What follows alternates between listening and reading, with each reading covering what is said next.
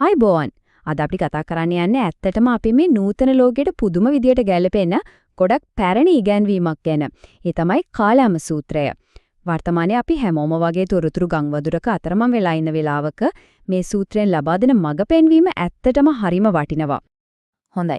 මේ ප්‍රශ්නේ ගැන පොඩ්ඩක් හිතන්න. හැමෝම කියනවා Taman ළඟ තමයි හරිම උත්තරේ තියෙන්නේ කියලා. එතකොට අපි කාවද විශ්වාස කරන්නේ? සමාජ මාධ්‍ය, ප්‍රවෘත්ති, විවිධාකාරයේ ගුරුවරු. මේ හැමතැනින්ම එන මතවාද ගොඩක් මැද්දේ ඇත්ත මොකද්ද, බොරුව මොකද්ද කියලා තෝරාගන්නේ කොහමද? පුදුම දේ තමයි මීට අවුරුදු 10 ගානකට කලිනුත් කාලාම වැසියන්ට තිබිලා තියෙන්නේ හරියටම මේ ප්‍රශ්නෙමයි. ඉතින් කේසපුත්ත කියන ගම්මානයේ ජීවත් වුණු මේ කාලාමවරුන්ට ලොකු ප්‍රශ්නයක් තිබුණා. ඒ තමයි එක එක ආගමික ශාස්ත්‍රවරු යාළගේ ගමට එනවා. ඇවිල්ලා අනිත් හැමෝගෙම මත වැරදි කියකි තමන්ගේ දහම විතරමයි හරි කියන දේශනා කරනවා. ඉතින් මේ නිසා කාලාමවරු ඊට ලොකු ව්‍යාකුල තත්වයක. ඉතින් දවසක් බුදුන් වහන්සේ මේ ගමට වඩින වෙලාවේ ඔවුන් කෙලින්ම ප්‍රශ්නය ඇහුවා. ස්වාමිනී, අපි ඉන්නේ ලොකු සැකයකින් අවිනිශ්චිතකමකින්. මේ එන එක එක ශාස්ත්‍රූරු අතරින් ඇත්ත කියන්නේ කවුද, බොරු කියන්නේ කවුද කියලා අපි කොහොමද දැනගන්නේ? ඇත්තටම මේ ප්‍රශ්නය අද තියෙන තොරතුරු ගොඩේත් එක කොයිතරම්නම් සමානද කියලා හිතලා බලන්නකෝ. බුදුන් වහන්සේගේ පිළිතුර ඇත්තටම හරිම පුදුම සහගතයි. උන්වහන්සේ තවට එක මතයක් දීලා මෙන්න මේක අදහන්න කියලා කිව්වේ නැහැ.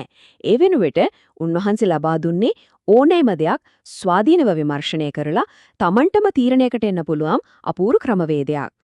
ඉතින් මෙන්න ඒ ක්‍රමවේදය බුදුන් වහන්සේ දේශනා කළා කාරණා 10ක් මත පදනම් වෙලා කිසිම දෙයක් අන්ත විදියට පිළිගන්න එපා කියලා. ඒ කියන්නේ කවුරු හරි කිව්ව පළියට පරම්පරාවෙන් ආව නිසා, කටකතාවක් නිසා, පොතක තිබුණ පළියට තර්කයට ගැලපෙන නිසා, එහෙමත් නැත්නම් කතා කරන කෙනා දක්ෂයෙක් වගේ පේන නිසා අන්තිමට මේ අපේ ගුරුවරයානේ කියන හිතලා විතරක් යමක් පිළිගන්න එපා කියන එක. මෙතනදී අවධාරණය වෙන්නේ සත්‍ය කියන දේ බාහිර බලපෑමකින් තීරණය වෙන්නේ නැහැ කියන එකයි. හරි. එහෙනම් පිළිගන්න නොකල යුතු දේවල් මොනවද කියලා අපි දැන් දන්නවා. දැන් බලමු යමක් පිළිගන්න කලින් ඒක ඇගීමට ලක් කරන්න බුදුන් වහන්සේ යෝජනා කරපු ඒ පෞද්ගලික ප්‍රායෝගික ක්‍රමය මොකද්ද කියලා. එහෙමනම් පිටතින් වෙන අධිකාරියක් මත විශ්වාසය තියන්න බැරි නම් ඇත්ත හොයාගන්න තියෙන අවසානම පරීක්ෂණය මොකක් වෙන්න පුළුවන්ද? පිළිතුර තියෙන්නේ Taman තුලමයි. අවසාන පරීක්ෂණය තමයි යම් ඉගැන්වීමක අනුගමනය කළාම ඒකෙන් Tamanටත් අනුන්ටත් යහපතක් සතුටක් ලැබෙනවද එහෙමත් නැත්නම් අයහපතක් දුකක් ලැබෙනවද කියලා Tamanගේම අත්දැකීමෙන් විමසලා බලන එක. දැන් අපි බලමු මේ දුකට සහ හානියට හේතු වන අභ්‍යන්තර මූලයන් 3. ඒ කියන්නේ අකුසල මූල 3 ගැන. බුදුන් වහන්සේ පෙන්වා දෙනවා ලෝභය, ඒ කියන්නේ අධික තණ්හාව, ද්වේෂය, ඒ කියන්නේ තරහව, සහ මෝහය, ඒ කියන්නේ මුලාව. කියන්නේ මේ කාරණා තුنين පටන් ගන්න ඕනෑම ක්‍රියාවක් හැම විටම හානියට හේතු වෙනවා කියලා. ප්‍රඥාවන්තයන් මේවා ගර්හාවට ලක් කරනවා. මොකද මේවා තමයි බොරුව, සොරකම, හිංසාව වගේ දේවල්වලට මුල පුරන්නේ.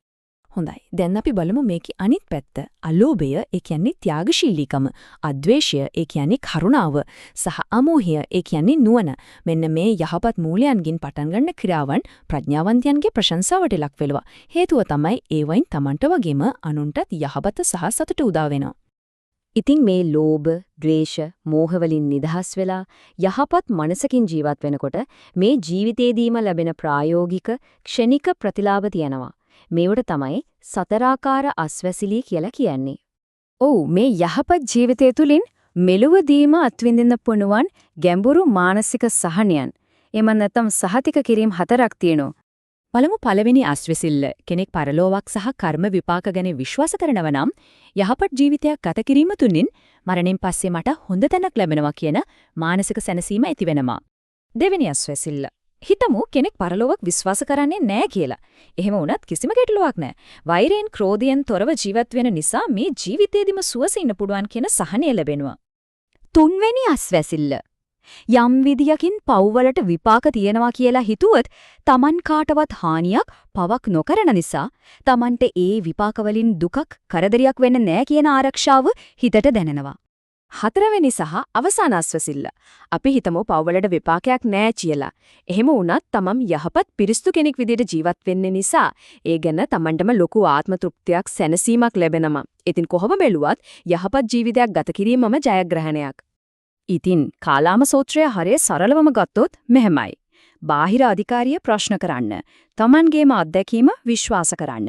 ඕනෑම අදහසක් එහි ප්‍රතිඵල අනුව විනිශ්චය කරන්න. ඒ වගේම සදාචාරාත්මක ජීවිතයකින් ලැබෙන මානසික සාමය අත්විඳින්න.